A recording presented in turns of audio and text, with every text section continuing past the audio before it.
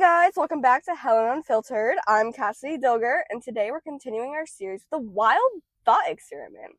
What if Helen of Troy were alive today? Would she be a Hollywood A-lister, a controversial reality star, or maybe the internet's biggest influencer?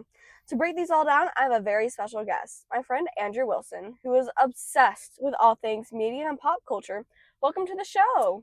Hey, I'm so excited for this one because honestly, Helen would be everywhere in today's world. She was basically the first world celebrity.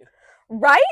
Like, if you think about it, Helen was one of the first women in history whose personal life became a global drama. She was the original it girl, but also the original tabloid villain. Exactly. And the way her story was treated, it's so similar to how we treat modern female celebrities. She didn't even really get to tell her own story. Other people shaped her narrative around her. Okay, let's break this down real quick. If Helen existed today, who would she be? Oof. I think it depends on how media spins her. If she was cast as a victim, she'd be more like Princess Diana, someone who's constantly hounded by the press but with people fiercely defending her. Oh my gosh, totally! People would see her as this tragic beauty who got caught up in a scandal she never wanted. Right? But on the flip side, if the media painted her as a villain, she'd be more like Angelina Jolie in the early 2000s, this homewrecker stereotype that ignores the fact that Paris was just as involved as she was. Oh, that's like so true. Like the whole Paris Helen situation is literally just an ancient version of celebrity cheating scandals. Exactly.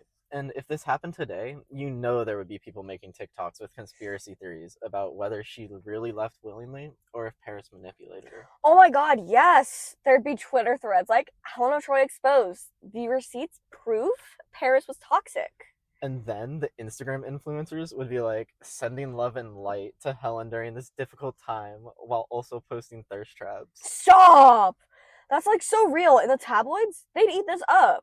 I can already see the headlines. Inside, Helen's secret romance with Paris, what Menelaus doesn't want you to know.